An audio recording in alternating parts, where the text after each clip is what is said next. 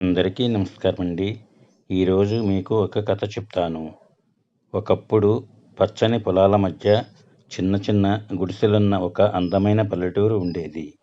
ఆ ఊరిలో రాము, సీత అనే దంపతులు నివసించేవారు.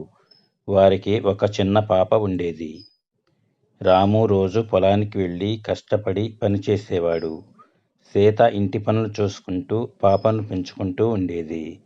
ఒకరోజు రాము పొలంలో పనిచేస్తుండగా ఆకాశం మేఘావృతమై భారీ వర్షం పడటం మొదలుపెట్టింది. రాము త్వరగా ఇంటికి చేరుకోవడానికి ప్రయత్నించాడు. కానీ వర్షం తీవ్రత పెరిగింది.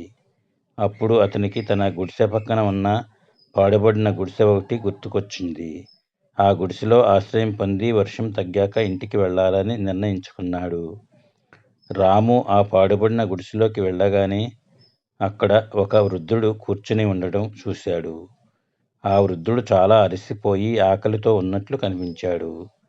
రాము తన వద్ద ఉన్న కొద్దిపాటి ఆహారాన్ని ఆ వృద్ధుడికి ఇచ్చాడు. వృద్ధుడు చాలా సంతోషించి రామును దీవించాడు. వర్షం తగ్గాక రాము ఇంటికి బయలుదేరాడు. ఆ వృద్ధుడు కూడా రాముతో పాటు వచ్చాడు.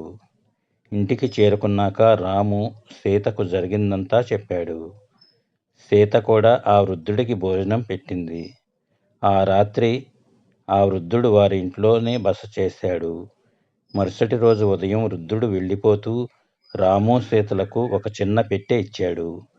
మీరు చేసిన సహాయానికి ఇది నా బహుమతి అని చెప్పి వెళ్ళిపోయాడు. రాము, సీత ఆ పెట్టెను తెరిచి చూశారు.